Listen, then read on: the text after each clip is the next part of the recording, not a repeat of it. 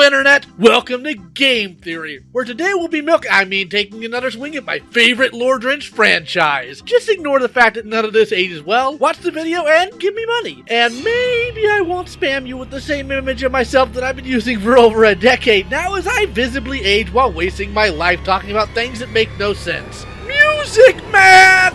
Okay, one day in my server, I said if someone were to give me security breach, I'd make a video about it. Then old man Lio thought it'd be funny to be the one to gift it to me for the sole purpose of torturing me. And torture it truly was. I only put up with about 6 hours of the torture before I gave up trying to play this piece of unfinished garbage. However, I'd have to be upfront with my feelings towards this franchise as a whole. Not really a fan. In fact, everything that this franchise does with itself is something that I'm not a fan of. Rapid release of mediocre games for all of the Let's Players to eat up, over-reliance on lore that makes no sense and only serves to milk the fans stupid enough to follow it, and just general hyper-consumerism. Much of that, I fully believe, carries over to this most recent experience. Five Nights at Freddy's Security Breach is an unfinished, tedious amalgamation of unfulfilled ideas, and I'll tell you exactly why. Of course, I'm not going to sit here and say the entire game is shit, because that would be a lie and a disservice to Steel Wool's efforts that were indeed there. First off, I like Freddy and his friendship with Gregory, because it's cool and Freddy has a cool voice. And that's about it. Just kidding. There's definitely a level of art direction here that I am a fan of. All of the 2D art made for this game looks like it's full of character and captured the supposed personalities of these glam rock animatronics pretty well. The opening cutscene is cool and also makes you question where all of the budget went, but oh well. Character design went quite the interesting direction, and these new faces could have brought a lot to the table.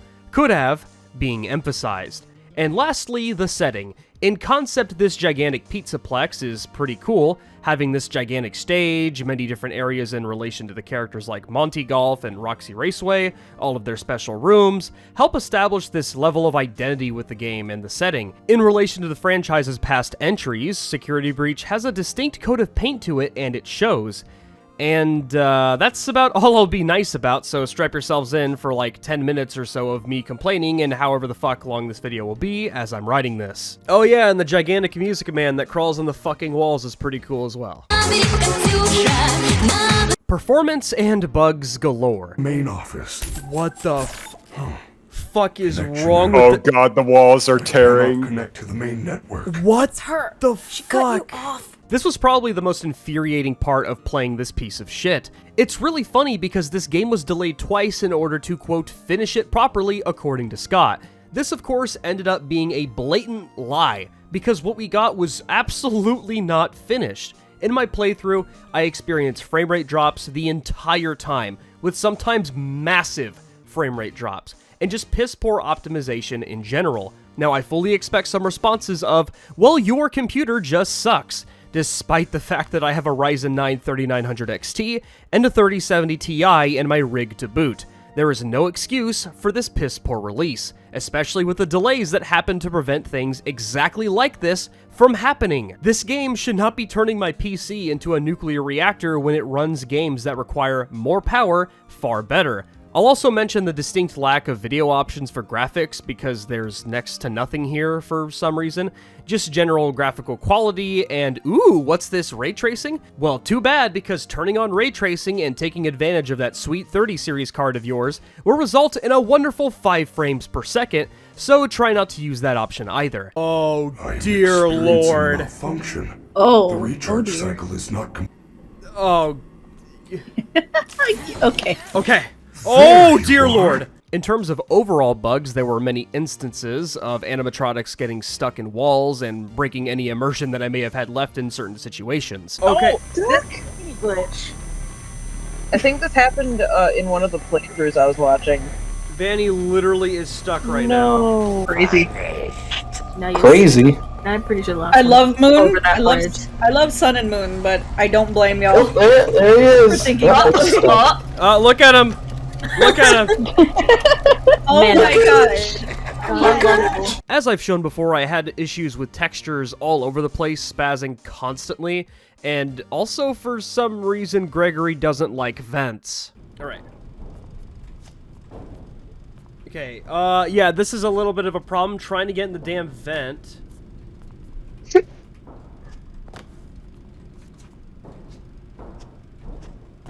Best game of the year, everybody. 10 out of 10. I'll figure it out.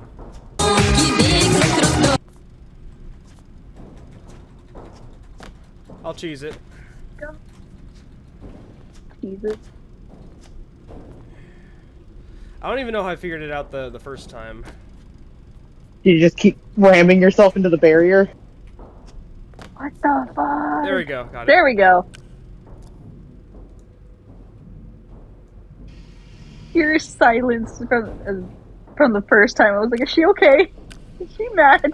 Wonderful finished game you have here, Scott.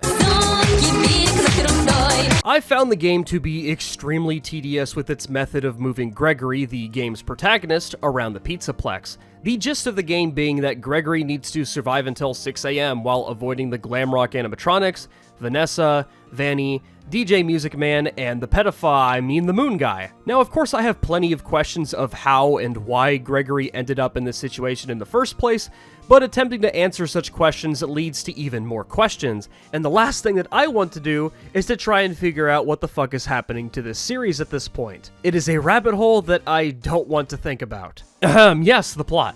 The game goes on and it becomes more about defeating the other animatronics, equipping Freddy with new parts, and having multiple ending choices at the end of the game. This whole plot, along with the endings, is extremely confusing to me. Once again, this game's dialogue and story revolves around pleasing the lore-obsessed crowd.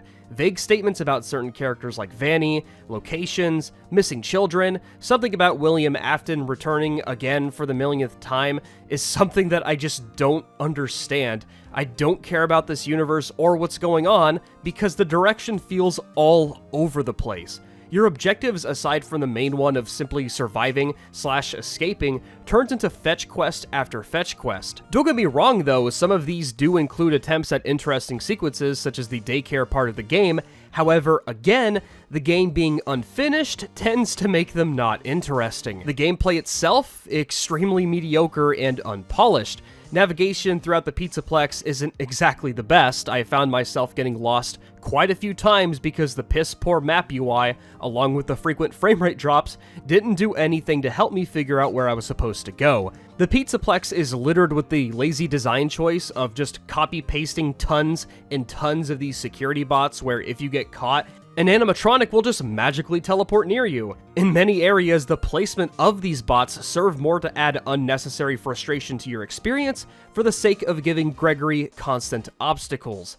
Cutscenes on my end while playing the PC version are unskippable. However, I've seen gameplay of the PS4 version apparently having skippable cutscenes. I just don't know why mine don't work. So if you die at certain points of the game on PC, you will have the pleasure of seeing the same damn cutscene over and over again if you keep dying. Animatronic enemies have very limited voice lines, leading to characters like Chica saying the same phrase over and over again to the point where the feeling of fear is replaced by irritation.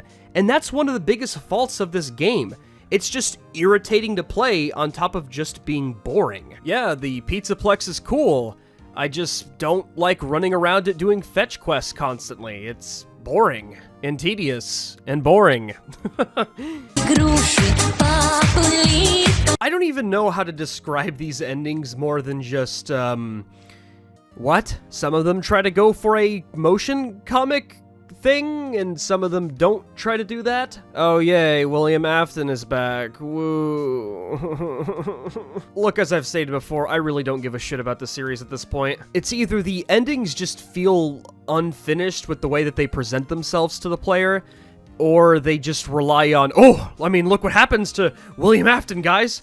Look what happens to him. Oh, was Vanny Vanessa the entire time?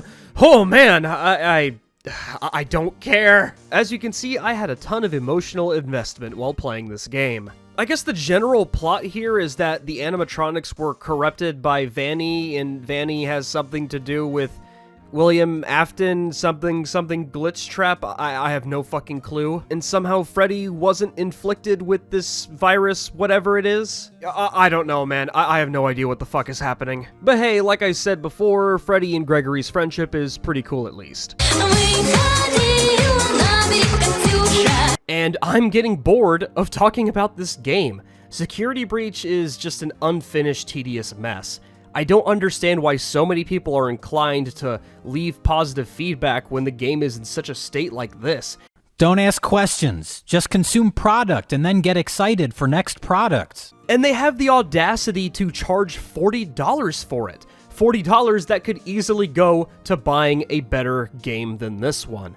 Alright, thanks Lyo for the wonderful experience that is this game. I'm glad I'm done with this now, and I want to move on to something better. I'd like to, of course, thank my dear patrons. Big thanks to Person Who Can Do a Thing, Jibz, Fern Winters, Queen, Spoken Mind, Danny Boy, PhoenixHeart, Coyote Lovely, Tudola, B, Hateful, RiddleofLighting, DrunkleBee, and BusyRobotHands.